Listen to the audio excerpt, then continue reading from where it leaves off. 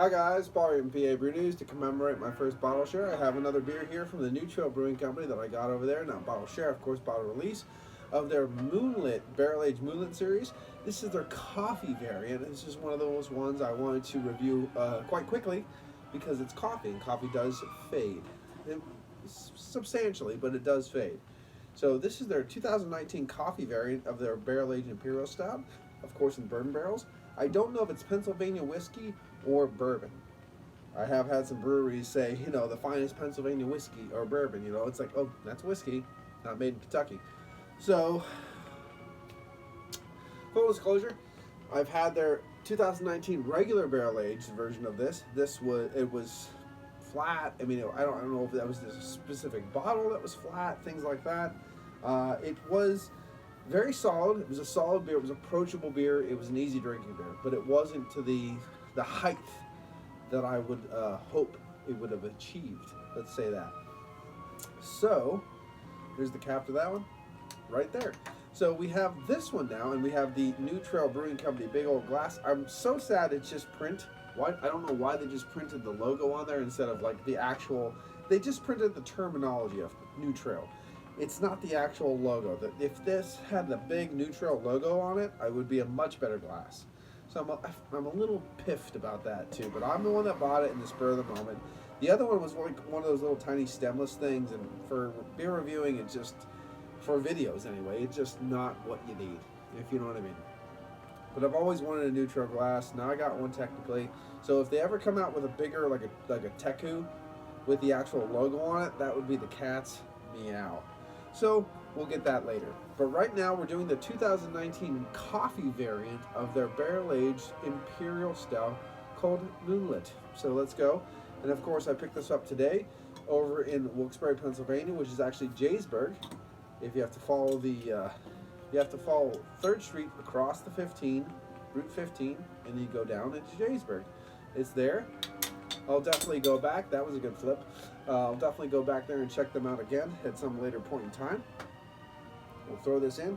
I'll tell you what, the one that I poured in last time had no problem, absolutely no problem being pitch black. I mean, it was dark as hell, which is great. Alcohol legs sticking all over this beast already. You can tell I'm trying to invigorate some kind of head. It's more head, let's say it's not a great head, but it's more head than the other one had.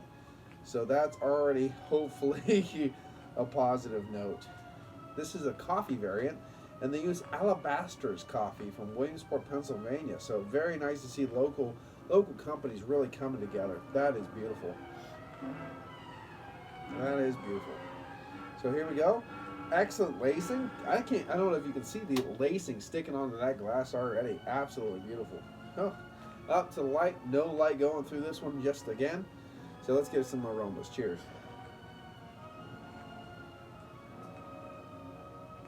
It's just caramel, bourbon, walnut husks, and coffee. Just nutty coffee coming through.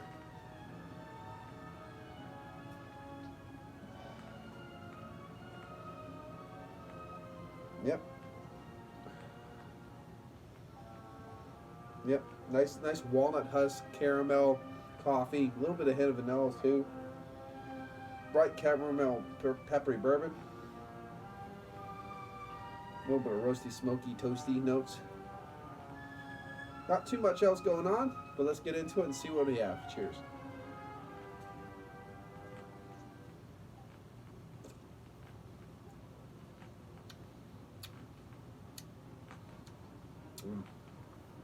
That one's a little bit more dynamic, which is nice.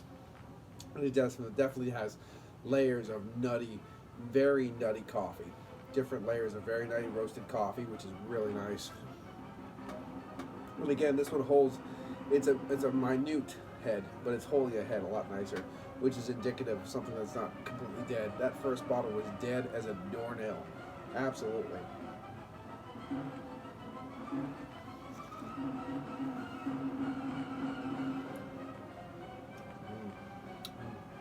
Very easy drinking. This thing is pushing 10%. It does not drink like that at all. This drinks like it's a 4 or 5% beer. It's so smooth. I wish the bourbon again. I really wish that bourbon was kicked up amplified. Like you really just got emptying that big barrel of bourbon and threw this beer right in there. It does not seem that is the case at all. I mean, I've cracked open actual barrels of bourbon that are emptied, and they're old as hell, and it's still so vibrant you can barely stand it. So you're not getting that in this beer.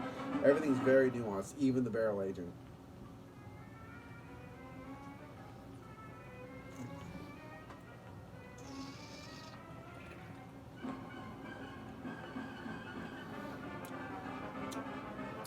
It's nuanced, but it's tasty.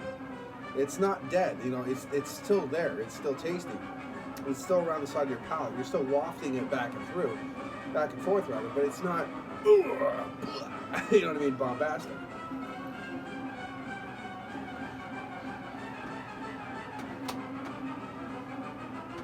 Listening to the Nosferatu soundtrack, if you're wondering, probably a little loud.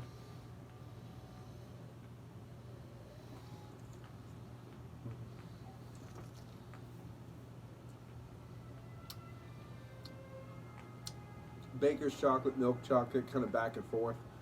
Roasty toasty, a little bit of nutty coffee. Here's the problem. This is supposed to be the coffee variant. It's a little coffee. It's a little roasty toasty nutty coffee. This is exactly what I should have been pulling out of the regular base version. And again, this is the problem. And I don't want to keep harping on this because I'm not trying to talk crap. But everything about this beer, there's a little bit more liveliness to the body, which is nice. That gives those nuanced flavors a little chance to breathe, to move around your palate. Doesn't seem so dead, which is great. But everything is really nuanced. The coffee should be bombastic. The coffee should be in your face. There should be espresso hitting your teeth like an amazing cacophony of death. But it's not. It's a nuanced character. It's a character that you would get in any normal, big, bold Imperial Stout, without coffee added. This is the point that I'm trying to make. This is the problem with this beer.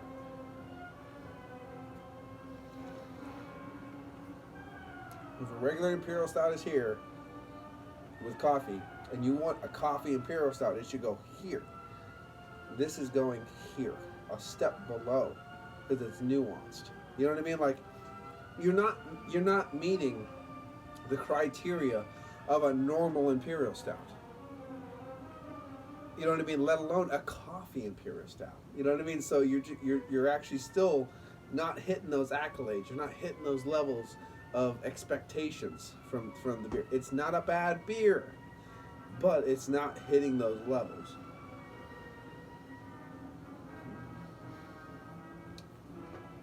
It's a bit thin as well. It's on that high side of medium body. Let's see what it says here. Neutral Brewing Company again. The side of the beer, I don't know if I read the side of it last time. It says, barrel-aged Moonlit is our Imperial Stout that has rested for many moons on freshly emptied bourbon barrels. Aged to perfection, expect a base of deep chocolate complemented by lush vanilla and barrel character.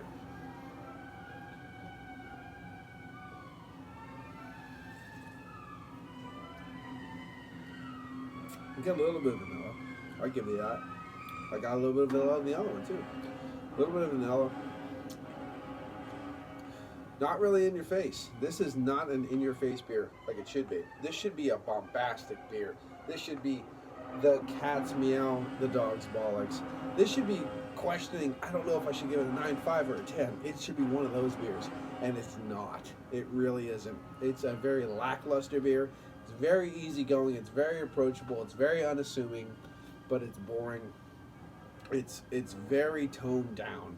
It is a beer that you go, yeah, it's pretty good. You know, they'll get their tax write-off at the end of the year. I mean, they'll keep brewing beer. It's one of those beers that this, yeah, whatever. I'm not really sure. I'm gonna make sure I hit the next barrel age release of this, because their other stuff really needs to. I mean, because this is not gonna get 9. I'll tell you that right now. It's just like the first variant I had from 2019. I gave it a 7.5. You know what I mean? As barrel-aged Imperial Stouts go, a 7.5 may be solid, but compared to the other good Imperial Stouts, that's a failing grade. You know what I mean? Like comparatively. So, I mean, goddamn, guys. So I was like, maybe it was a dodgy bottle. Let me open this one and see what it is. It's a little bit more lively, I'll give you that.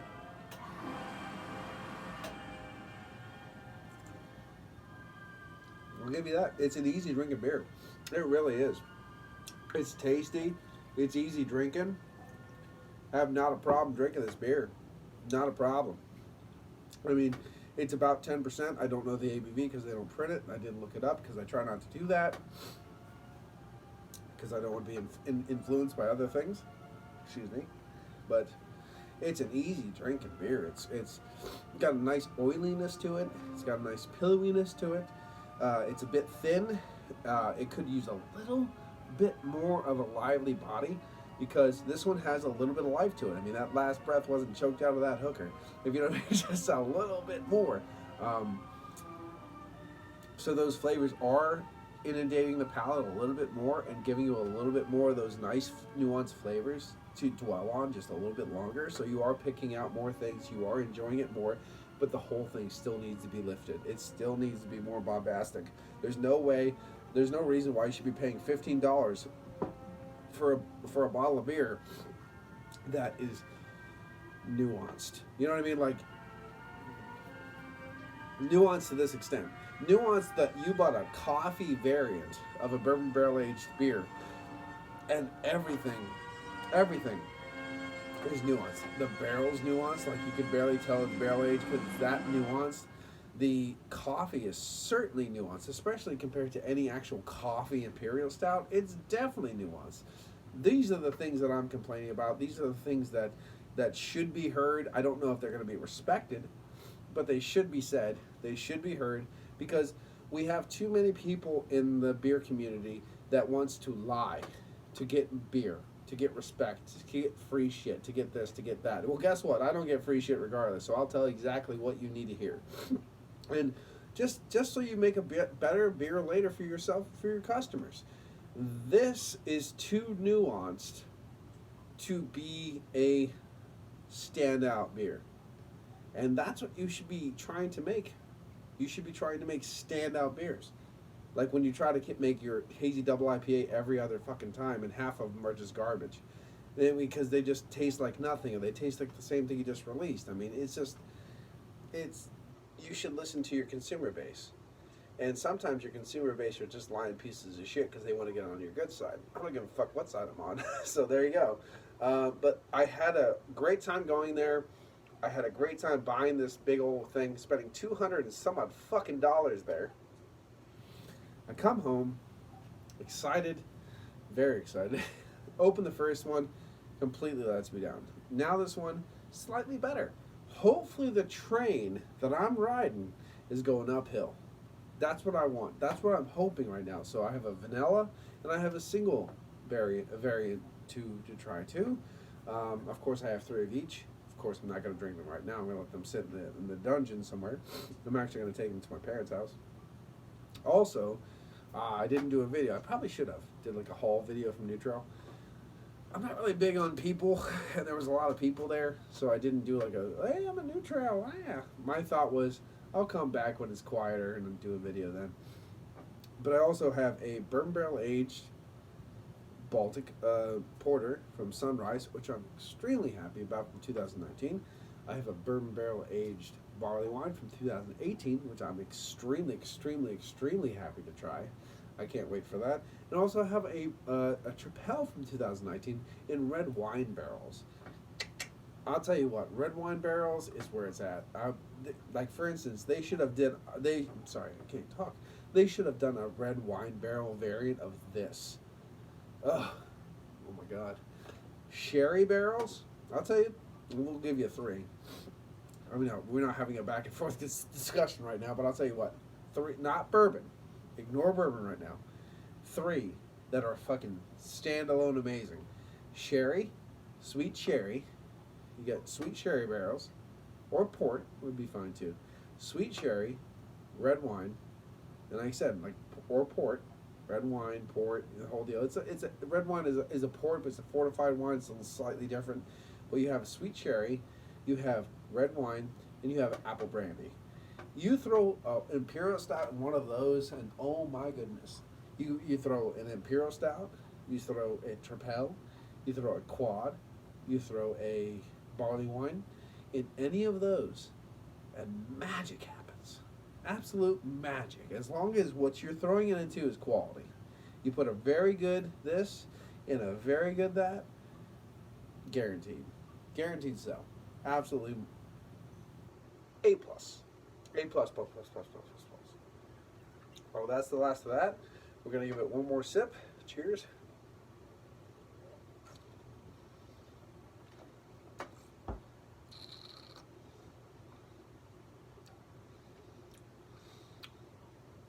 You usually don't have to go through the whole wine,